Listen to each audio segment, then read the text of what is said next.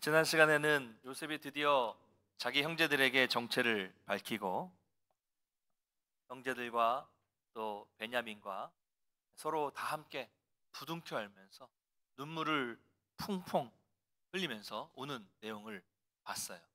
그동안에 요셉으로서는 20년이 넘는 시간 동안 그 곤고한 세월을 보내면서 참고 참았던 눈물이 터지면서 요셉의 모든 상처가 치유되는 요셉의 이야기의 클라이막스와 같은 그런 본문이라고 말씀을 드렸습니다. 그리고는 놀라운 신앙 고백을 해요. 당신들보다 나를 먼저 보내신 겁니다.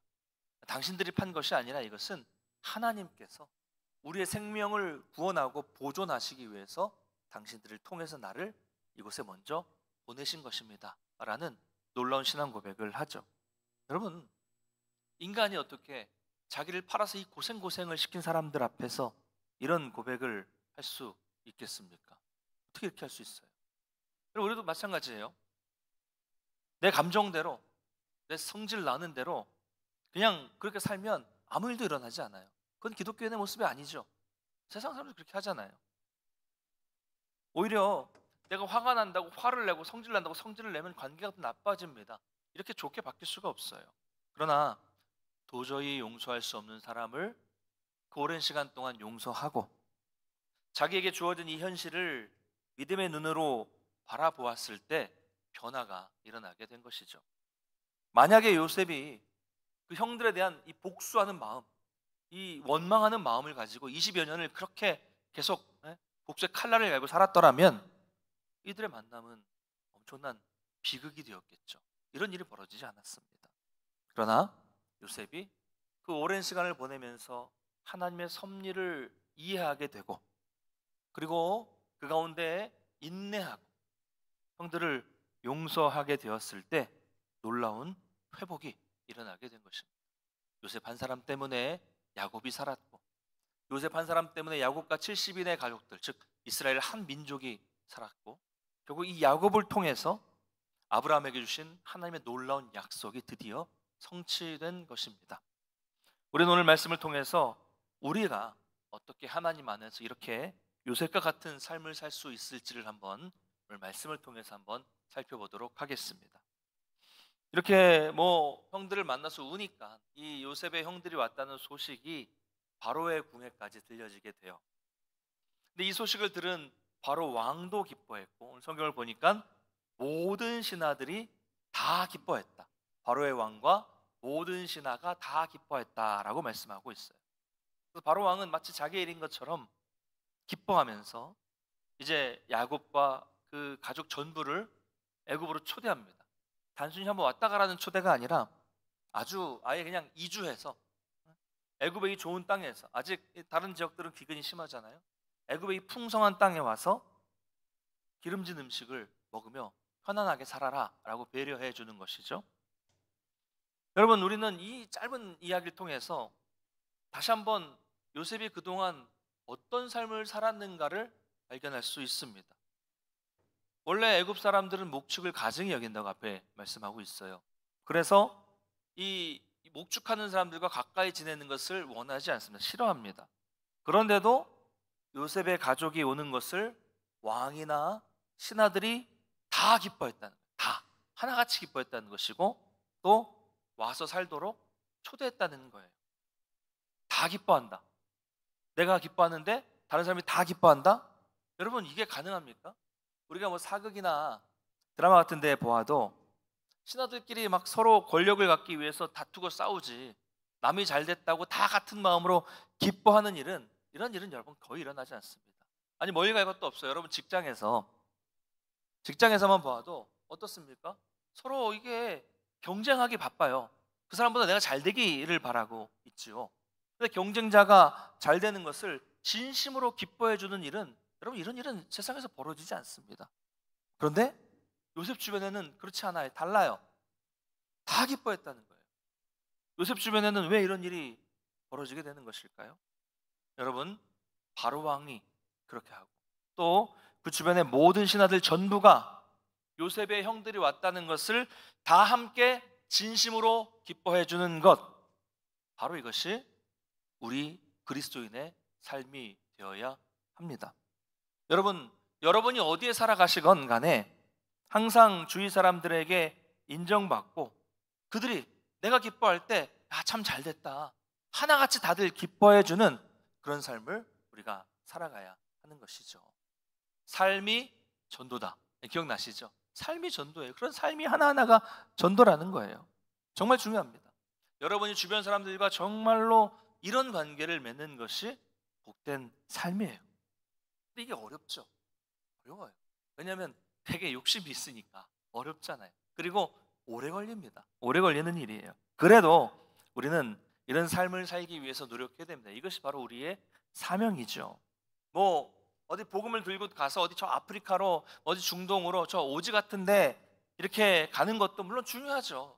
다 그렇게 못하잖아요. 그것도 중요한 일이지만 그런 대단한 일을 하지 않아도, 대단해 보이는 일을 하지 않아도 여러분이 있는 그 각자의 삶의 자리에서 뭐 큰일 하지 않아도 작은 일 하나, 그 작은 일 하나하나, 그 여러분의 선한 모습, 선한 일 하나하나가 모여서 그것이 나중에 온전한 삶이 되고 그것으로 여러분 주변 사람들에게 인정을 받는 것. 여러분 한 사람 한 사람 때문에 직장이나 학교나 분위기가 달라지게 만드는 것, 이게 우리의 사명이에요. 뭐 대단한 게 아닙니다. 이게 대단한 일이에요. 여러분 그렇게 지금 살고 계십니까? 네, 어떠세요? 여러분이 가면 사람들이 다 좋아해요? 네. 여러분이 가면 여러분 기뻐하면 다 같이 옆 주변에 있는 사람들이 한 마음으로 다 기뻐해 줍니까? 어떠세요? 다 반대예요? 반대? 여러분 한 사람 때문에 사람들이 다 짜증내고 막, 예? 여러분이 오면 막 시끄럽게 막 얘기하다가 야 조용해 조용해, 예? 쟤 온다 쟤 온다, 어? 여러분이 도착하면 다 즐겁게 지내다가 야 집에 가자 뭐 이렇게 하고, 여러분이 기뻐하면 아이고 눈치도 없이 좋댄다 막 이렇게 비웃는 모습이면 안 되죠. 안 돼요. 우리가 이런 기독교인이 되면 안 됩니다. 바라기는 여러분이 이렇게 요셉처럼 주변 사람들이 함께 기뻐해주고 주변 사람들이 다 인정해주는 그런 사람이 되시기를 간절히 축복합니다. 그래서 바로왕은요 요셉을 정말 신뢰했습니다. 정말 신뢰하는 신하였죠. 그래서 형제들이 돌아가는 길에 애굽의 수레를 가지고 가서 모든 자녀와 아내와 아버지를 모시고 오라고 합니다. 그러니까 이게 우리가 성경에 수레라고 하잖아요. 수레 하면 뭐가 생각나세요? 수레 뭐가 생각나십니까? 우리 여기 교회도 산발이 뭐 이렇게 이런 거 리어카 같은 거, 뭐 카트 이런 거 생각하시겠는데 이 수레는 이제 큰 마차를 말하는 겁니다. 마차예요, 마차. 외건 마차를 말하는 거고요. 그것도 일반 마차가 아니라 왕실에서나 쓰는 번쩍번쩍 막 광이 나고 뭐 당시 어땠는지 모르겠지만 막 이게 문양이 왕실 문양이 있고 막 황금으로 쌓여진 뭐 이런 아주 귀한 마차를 말하는 것입니다. 당시에는 이스라엘에는 이런 마차가 없었습니다. 왜냐하면 유목을 하는 사람들이기 때문에 마차가 필요하지 않아요. 그냥 양들을 먹이면서 걸어 다니면서 여기저기 다니면서 양들을 먹이는 거기 때문에 이스라엘에는 마차가 없습니다. 이 사람들한테 처음 보는 거죠. 그러니까 오늘날로 말하자면 이거 좀 뭘로 비유할까 보니까 최고급 차. 예. 근데 애굽에서 온 거니까 최고급 외제차. 예. 뭐 리무진 뭐 이런 거 생각하시면 될 것 같은데 우리가 TV나 영화에서 볼 수 있는 뭐 엄청나게 이렇게 긴 뭐 리무진 있잖아요. 뭐 이 정도 생각하면 맞지 않을까 싶은 생각이 들어요. 엄청난 일이죠. 애굽으로 갔다가 엄청난 리무진 몇 대를 끌고 오게 되는 거예요. 모시러 왔다고 모셔가려고 이제 오게 되는 거예요. 여러분 어떻게 이런 엄청난 일이 일어날 수 있었습니까? 분명히 형들이 다시 양식이 떨어져서 베냐민을 데리고 애굽으로 갈 때는 어땠어요? 무거운 마음으로 왔습니다. 혹시 지난번에 우리 자루 속에 돈이 들어있었던 거 가지고 문제 삼지는 않을까? 혹시 아버지가 사랑하는 이 베냐민을 잡아가려고 하는 것은 아닐까? 혹시 애굽의 총리가 우리에게 화를 내고 우리를 잡거나 죽이면 어떻게 할까? 이런 얼마나 많은 고민과 또 걱정을 하면서 잠을 못 이루면서 양식을 구하러 왔습니까? 그런데 집으로 돌아갈 때는 구경도 해보지 못한 최고급 리무진을 가지고, 예? 금유한양하는 것처럼 돌아가게 된 것이죠. 어떻게 이런 반전이 있을 수 있었겠습니까? 처음에 말씀드린 것처럼 요셉이 형들에게 복수하지 않았기 때문이에요. 요셉이 희생하고 요셉이 다 이해하고 요셉이 형들을 용서했기 때문입니다. 요셉의 한 사람의 희생 때문에 온 형제들과 온 가족이 이런 엄청난 은혜를 입게 된 것이죠. 여러분, 우리가 이것을 절대로 잊어서는 안 됩니다.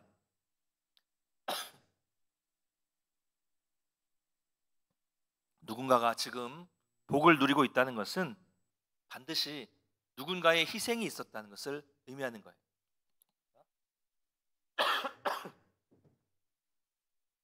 누군가가 복을 누리고 있다는 것은 거기에 누군가의 희생이 있었다는 거예요. 지금 우리 이 한국 교회의 교회와 성도들이 큰 은혜를 누리고 있는 이유는 뭐예요?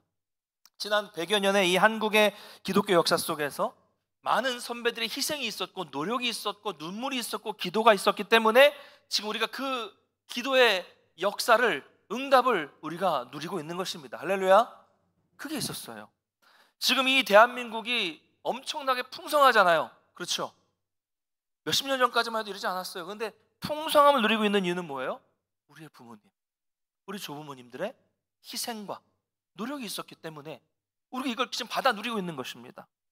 지금 우리가 누리고 있는 이 교회의 평안함, 이 복과 은혜를 누리고 있는 이유는 교회 역사 속에서 자신을 희생하고 자신의 가족을 희생하고 눈물로 기도하고 노력하고 정말 벽돌 한 장 한 장 쌓아서 교회를 짓고 그랬던 분들의 기도와 노력이 있었기 때문에, 자기를 희생한 선배들이 있었기 때문에 우리가 이렇게 은혜를 누리고 있는 것입니다.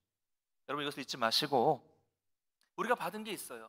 받은 게 있다면 이것을 우리는 다음 세대에 이제 잘 이렇게 물려주고 이어주고 전수해 줄 수 있어야 합니다.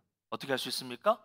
그분들이 그랬던 것처럼 내가 좀 더 희생하고, 내가 하고 싶은 대로 하는 것이 아니라 참고 양보하고, 내가 내 성질을 드러내는 것이 아니라 용서함으로써 가능한 거예요. 말하기는 우리가 요셉처럼 용서함으로 희생함으로써 우리의 신앙의 유산을 우리 다음 세대, 우리 후손들에게 잘 물려줄 수 있게 되시기를 간절히 소망합니다. 그래서 요셉은요, 바로의 명령대로 그들에게 그 수레를 줘요. 그리고 먹을 양식을 주고 형들에게는 옷을 한 벌씩 줍니다. 우리가 생각할 때는 뭐 옷을 한 벌씩 준 게 뭐 대단한 일이냐 하면서 별로 와닿지 않을 수가 있겠는데요. 당시의 옷은요, 이 천이 귀했기 때문에 당시 유대인들에게는 옷은 재산 목록 1호, 생명과 연결되는 재산 목록 1호였기 때문에 아주 귀한 것이었습니다. 게다가 왕이나 총리가 주는 옷은 당시 흔하게 볼 수 없는 아주 귀한 옷감을 통해서 만든 옷이기 때문에 아주 귀한 보물이었어요. 보물. 그래서 이 귀한 옷들을 형들에게 다 한 번씩 주었는데 베냐민에게는 특별히 은 300과 옷을 5벌, 이 귀한 보물 같은 옷을 5벌이나 줬어요.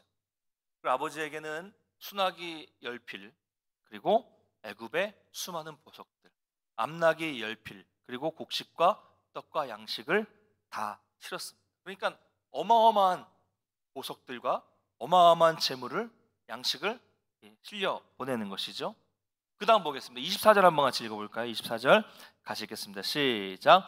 이에 형들을 돌려보내며 그들에게 이르되 당신들은 길에서 다투지 말라 하였더라. 아멘. 자, 이렇게 짐을 다 싣고 형들이 돌아가는 길에 요셉은 뭐라고 말해요? 형들, 가는 길에서 싸우지 좀 마세요. 제발 싸우지 마세요 라고 당부를 합니다. 왜 갑자기 요셉은 이런 당부를 할까요? 여러분, 형들은 이제 많이 변했다는 것을 우리가 앞에서 보았습니다. 그런데도 형제들에게 요셉은 다시 한번 당부해요. 제발 싸우지 마세요. 동생이 할 수 있는 말은 아니잖아요. 여러분, 예전에 어떤 일이 있었습니까? 아버지 야곱이 요셉 자신을 편애했을 때 형들은 그 편애하는 것을 시기했어요. 질투했습니다. 미워했어요, 요셉을. 그래서 서로 형제들끼리 티격태격하다가 어떻게 됐어요? 결국은 요셉을 팔아버리지 않았습니까? 지금 요셉은 일부러 그러는 거예요. 일부러 베냐민에게 은 300과 옷을 5벌 더 주면서 그때 옛날의 상황을 한 번 더 재현하고 있는 것입니다.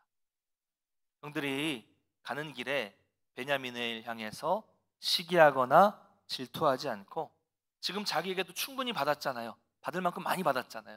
자기 받은 것에 만족하고 감사하기를 바랬던 것이죠. 하나의 또 시험이 있다고 할 수 있습니다. 예전 같았다면, 과거였다면 베냐민에 대해서 시기하고 질투하는 마음이 생기고 베냐민을 미워했겠죠. 그러나 이제는 반복되는 훈련, 이 요셉의 훈련을 통해서 형들에게는 그런 옛 모습이 다 사라졌어요. 성숙해졌습니다. 그래서 다투지 않고 같이 한 길을 향해 갑니다. 이제는 옛사람의 모습을 벗어버리고 서로 사랑하며 배려해주는 새 사람으로 바뀐 모습을 우리가 볼 수 있는 거죠. 여러분, 우리도 그렇습니다. 과거에는 우리가 어떤 사람들이었어요? 과거에는 주님을 모르고 시기하고 질투하고 미워하는 죄인이었어요. 죄에 빠진 사람들이었습니다. 그러나 예수 그리스도로 구원받은 이후에는 우리가 변했어요. 우리는 옛사람을 다 십자가에 못 박고 새 사람이 되었습니다. 믿으십니까? 여러분, 예수 그리스도로 말미암아 여러분은 새 사람이 됐어요. 그래서 여러분이 바라보는 곳은 어디예요? 우리는 다 같이 같은 곳을 바라보고 있습니다. 어디입니까? 저 천국을 바라보고 저 천국을 향해서 함께 걸어가는 사람이 되었어요. 우리의 목적은 같아요. 우리는 그 길을 가는 동안 서로 다투지 말아야 합니다. 요셉의 형들에게 다투지 마세요 말한 것처럼 우리는 같은 길을 걸어가는 사람으로서 다투지 말아야 합니다. 여러분, 저를 보십시오. 우리는 경쟁자가 아닙니다. 여러분, 옆에 계신 분들은 여러분이 싸워서 이겨야 될 사람이 아니에요. 근데 가끔 신앙생활 하다 보면 항상 뭘 해도 경쟁하는 사람들이 있어요. 내가 이겨야 되고 내가 잘해야 되고 저 사람보단 잘해야 되고 싸워서 이겨야 되고 이런 착각하는 분들이 있습니다. 여러분, 우리는 경쟁자가 아닙니다. 우리는 이 험난한 세상에서 같은 길을 걸어가는 동역자요, 동반자예요. 이게 교회입니다. 이 험난한 세상에서 우리끼리 힘을 모으고 마음을 모아서 합해도 모자랄 판에 다투면서 갈 일이 뭐가 있습니까? 다 같은 길에서 만날 텐데 싸워서 이겨서 무슨 영광을 보겠습니까? 지금도 이 교단 안에도, 한국 교회 안에도 좀 다투고 싸우는 모습이 너무 많은데 그런 모습을 볼 때마다 너무나도 안타까워요.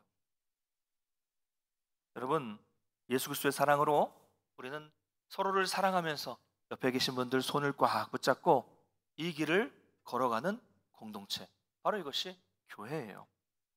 여러분, 서로 사랑하시고 다투지 마시고 서로 양보하시고 화목하면서 함께 거룩한 길을 같이 걸어가시는 저와 여러분 되시기를 주님의 이름으로 간절히 축원합니다. 우리 25절부터 27절을 한번 같이 읽어보겠습니다. 25절, 26절, 27절 시작. 그들이 애굽에서 올라와 가나안 땅으로 들어가서 아버지 야곱에게 이르러 알리어 이르되 요셉이 지금까지 살아 있어 애굽 땅 총리가 되었더이다. 야곱이 그들의 말을 믿지 못하여 어리둥절하더니 그들이 또 요셉이 자기들에게 부탁한 모든 말로 그에게 말하매 그들의 아버지 야곱은 요셉이 자기를 태우려고 보낸 수레를 보고서야 기운이 소생한지라. 아멘. 그렇게 형들은 이제 다투지 않고 아버지 야곱에게로 돌아가서 모든 이야기를 소상하게 말합니다. 근데 당연한 이야기지만 야곱은 이 요셉이 아직도 살아있다는 사실을 쉽게 믿지 못했어요. 살아있다는 것도 못 믿을 텐데 게다가 총리가 되었다? 이거 못 믿을 이야기잖아요. 그럼 지금 야곱의 나이가 몇 살인 것 같습니까? 야곱의 나이가 130세예요. 130세. 여러분, 130세 살아보신 분 계세요? 네. 130세쯤 되면 어떻게 될까요? 눈도 잘 안 보이고 귀도 잘 안 들리고 생각이 막 이렇게 바뀌거나 이게 받아들이는데도 시간이 좀 걸리지 않겠습니까? 130세. 물론 이제 예고로 가서 17년을 더 살아요. 더 살기는 하는데 그러니까 아들들이 이렇게 충격적인 이야기를 한다고 해서 그것을 금방 받아들일 수 있는 상태는 아닌 것 같아요. 그래서 성경을 보니까 어리둥절해 있었다고 말씀하고 있어요. 어리둥절했어요. 뭔 소리, 뭔 소리를 하는 거야? 막 이러면서 이게 뭐지 하고 상황 파악이 안 되는 거죠. 자, 그런데 어리둥절하면서 계속 이야기를 하는데 아버지를 태우려고 보낸 수레를 보니까 성경이 그렇게 말하는 대로 하는 거예요. 아버지를 태우려고 보낸 수레, 아주 번쩍번쩍하는 그 왕실의 이 마차를 보고서야 이제야 믿을 수 있었고 기온이 소생했다라고 말씀하고 있어요. 자, 이게 무슨 말일까요? 이 말씀을 그대로 보면 형들의 이 아들들의 말을 들었을 때는 못 믿었는데 번쩍번쩍하는 고급 마차를 보니까 확 힘이 난 걸까요? 이거예요? 뭐니 해도 머니가 최고입니까? 그래서 우리 연로하신 부모님들 기운을 차리게 하려면 우리도 번쩍번쩍한 차를 어머니께 사드리고 뭐 좋은 것들을 드리고 돈을 드려야 부모님들이 정신을 차리고 기운을 차리실까요? 여러분, 이 말씀은 뭐 말 그대로 고급 마차를 보고서야 눈이 번쩍 뜨이고 몸에 힘이 생겼다는 그런 의미가 아니에요. 오늘 말씀에 나오는 이 기운, 27절에 기운이 소생한지라라고 말씀하고 있는데요, 이 기운이라는 단어는 히브리어로 루아흐라는 단어입니다. 루아흐. 뭐 같아요? 뜻이 뭐 같아요? 루아흐. 네. 네. 바람. 루아흐. 바람. 기억하기 좋죠? 창세기 1장 2절 한번 읽어보겠습니다. 1장 2절 시작. 땅이 혼돈하고 공허하며 흑암이 깊음이 있고 하나님의 영은 수면 위에 운행하시니라. 하나님의 영, 루아흐. 영은 루아흐. 자, 그래서 이 단어는 루아흐, 바람, 숨, 생기, 숨, 그리고 영이란 뜻이죠. 영어로는 스피릿이라는 뜻입니다. 스피릿. 홀리 스피릿 하면 성령이잖아요. 그러니까 이 말은 기운이 소생되었다는 말은 힘이 났다 이게 아니라 야곱의 영혼이 이제 회복되었다, 소생되었다, 그런 뜻이에요. 자, 그러면 이 말은 무슨 말이에요? 다 역으로 말하면 그동안 야곱의 영은 어땠다는 얘기예요? 심체되어 있었다, 죽어 있었다 라는 뜻이겠죠. 몸은 살아있지만 야곱의 영혼은 죽어 있는 상태였습니다. 왜 그랬을까요? 사랑하는 아들 요셉을 잃었기 때문이죠. 잃고 나서 정말 영혼이 침체된 상태로 그렇게 살았어요. 그래서 앞에서 보면 뭐 옛날에 처음에 우리가 이 에서와 만났을 때 막 브니엘의 하나님을 찬양하고 뭐 그랬던 야곱의 모습이 아니잖아요. 나이든 야곱은 막 형들이 막 그랬을 때 왜 나를 힘들게 하느냐, 막 괴롭게 하느냐, 막 그러면서 하나님을 찾지 못하는 그런 노년의 야곱의 모습을 우리가 앞에서 봤잖아요. 영이 죽어 있었어요. 요셉을 잃은 이유는 그렇게 죽어 있었습니다. 그런데 20여 년이 지나서야 그 사랑했던 요셉이 사실 살아 있었다, 그리고 총리가 되었다, 봐라 이 마차 태우러 왔다 라는 사실을 계속 얘기하고 살아있다는 것을 확인하면서 그 영혼이 드디어 소생하게 되었다, 이런 말씀을 하고 있는 것입니다. 그러니까 마차를 보아서가 아니라 그 사랑하는 요셉이 살아있다는 사실만으로 20년이 넘도록 죽어 있었던 영혼이, 그 영이 다시 살아날 수 있었다라는 것입니다. 그럼 놀라운 사실은 뭐예요? 아직 야곱은 요셉을 만나지도 않았어요. 얼굴을 보지도 않았어요. 그런데 그저 그가 살아있다는 이야기만 들었는데, 살아있다는 소식만으로도 그 심령이, 영혼이 살아났다는 거죠. 주 안에서 사랑하는 우리 성도 여러분, 이처럼 우리도 예수 그리스도에 대한 이 복음의 소식만으로도, 이 복된 소식만으로도 우리의 영혼이 회복된다는 것을 기억하시기를 바랍니다. 우리 이 복된 소식만으로도, 이 말씀만으로도, 말씀을 듣고서 이 말씀만으로도 우리는 구원받았습니다. 그렇죠? 아직 예수님 안 봤어요. 아직 천국을 본 적도 없어요. 혹시 천국 갔다 오신 분 계세요? 네. 유튜브 같은 거 뭐 보시면 이런 얘기 많이 나와 있는데 보지 마십시오. 네. 그러나 성경이 말씀하고 있으니까, 예수님이 말씀하고 있으니까 그 말씀만으로 천국이 믿어지고, 말씀을 듣는 것만으로도 우리의 영혼이 소생되는 것입니다. 그럼 믿음이란 그런 거예요. 여러분, 오직 말씀만이 우리를 회복시키고 우리를 소생하는 힘이라는 사실을 여러분 믿으시기를 바랍니다. 그런데 여러분, 만약에 이 요셉이 복수심에 불타서 양식을 사러 온 형들에게 복수했다면 어떻게 되었을까요? 계속 반복되는 거지만 형들을 가두고 죽이고 힘들게 하고 그랬다면 이 야곱의 영은 계속 죽어 있었을 거예요. 그러나 요셉이 형들을 다 포용하고 용서했을 때 결과적으로 야곱의 영이 소생할 수 있었던 것입니다. 여러분, 그러므로 그리스도인들은 여러분 절대로 복수를 생각해서는 안 됩니다. 여러분, 복수까지도 모든 것을 하나님께 맡기는 것이 믿음이에요. 복수의 마음이 생기면 어떻습니까? 여러분 속에 그 사람을 원망하고 내가 꼭 복수할 거야, 내가 잘 되면 두고 보자, 이런 마음으로 여러분 살면 어떻게 돼요? 여러분 심령이 살아요? 죽어요. 그 더러운 미움의 이 생각들이 나오면서 내 영혼이 죽는 겁니다. 나만 죽습니까? 그 사람도 죽는 거예요. 그러나 하나님께 다 맡겨드리고, 힘들지만, 용서하기 힘들지만 다 하나님께 맡겨드리고 용서할 때 내가 사는 거예요. 내 영혼이 사는 것이고요, 나도 살지만 그 사람도 살고 다 함께 살 수 있게 되는 것입니다. 여러분, 요셉으로 인해 형들은 성숙하게 되었고요, 요셉으로 인해 야곱의 영혼도 소생될 수 있었습니다. 자, 그렇게 야곱의 영이 소생되고 야곱의 영이 회복되니까 더욱더 놀라운 고백을 합니다. 28절 한번 읽겠습니다. 28절 시작.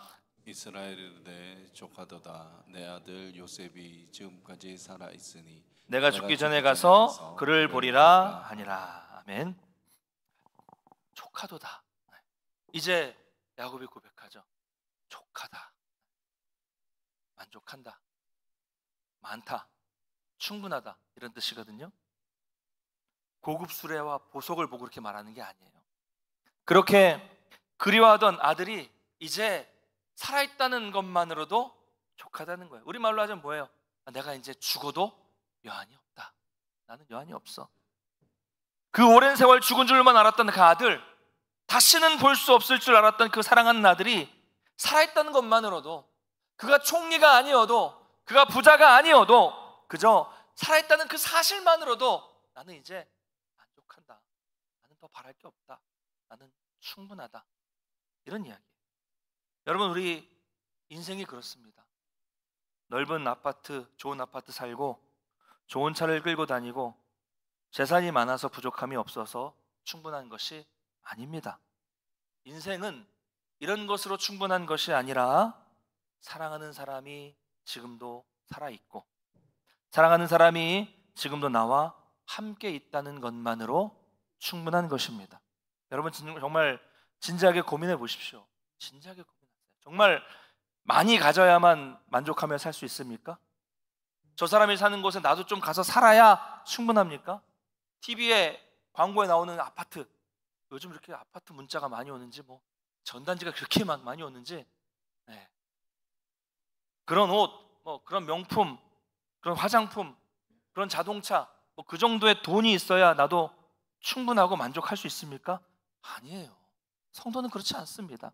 야곱처럼 죽은 줄로만 알았던 아들이 살아있다는 것만으로도 충분하고 만족할 수 있는 것이고요, 내 가족이 구원받았다는 것, 내 자녀, 내 부모님이 같은 믿음 안에서 이 복을 누리고 있다는 것, 혹 사랑하는 사람이 나를 먼저 떠나고 세상을 먼저 떠난다고 할지라도 그것이 영원한 이별이 아니라 먼저 그분이 하나님의 집에서 나를 기다리고 계시고 있기 때문에 곧 다시 만날 수 있다는 그 소망만으로도 충분하고 만족하다고 믿고 사는 사람이 신앙인이에요. 할렐루야. 믿으십니까? 정말 믿으세요? 여러분, 뭐가 중요합니까? 무엇이 중요한디? 네. 지난주 3일 동안 목포에 가서 이제 수련회를 했잖아요. 3일 내내 그냥 그 전라남도의 걸쭉한 사투리 듣다 오다 보니까 계속 귀에 이렇게 맴돕니다. 무엇이 중요한디? 여러분, 무엇이 중요해요? 뭐가 중요합니까? 성도는 정말 이런 일로 우리의 구원, 우리의 영혼, 이런 일로 소생하고 기뻐하고 만족하고 은혜가 충만한 삶을 사는 것입니다. 여러분, 너무 세상의 것에 욕심내지 마시고 거기에서, 이 만족 없는 곳에서 만족을 찾으려 하지 마십시오. 죽은 줄로만 알았던 사람이 살아있다는 것, 죽었던 영혼이 살아있고 구원받는다는 것, 이것이 바로 우리의 최고의 기쁨이라는 것, 여러분 믿으시기를 바랍니다. 말씀 맺겠습니다. 사랑하는 성도 여러분, 저는 정말 여러분이 이 땅에서 정말 구별되는 삶, 세상 사람들과 같이 완전히 다른 삶, 완전히 구별되는 삶, 저 사람 좀 다르다, 이런 삶, 세상에서 만족을 누리는 것이 아니라 구원에서 만족을 누리고 그 구원으로 인해서 그 구원을 향유하고 누리는 삶을 살아가시기를 간절히 축원합니다. 달랐으면 좋겠어요. 그저 세상의 것이 좀 없어도 말씀으로, 예배로 그 가운데 소생이 되고 회복이 되고 그래서 만족을 누리고 기쁨을 누리십시오. 누려야 돼요. 이 기쁨을 누려야 전하죠. 이 기쁨을 막 우리가 누리고 있으면 사람들이 물어보잖아. 왜 그래? 물어보잖아요. 그럼 전해야 되잖아요. 근데 교회를 다니고 신앙생활해도 맨날 인상 쓰고 화내고 짜증내고 똑같이 살면, 그 기쁨을 누리지 못하면 어떻게 복음을 전합니까? 누려야 전할 수 있어요. 이 기쁨을 풍성히 누리시고 이 풍성한 이야기를 전하고 나누는 사람들이 되시기를 바랍니다. 여러분, 오늘 야곱이 그 영혼이 소생하고 족하다라고 고백한 것처럼 여러분의 삶이 오직 주님으로 인해 살아나고 말씀으로 인해 소생하고 그것으로 족한 줄 아는 그런 복된 삶이 되시기를 간절히 축원합니다. 우리 다 같이 일어나셔서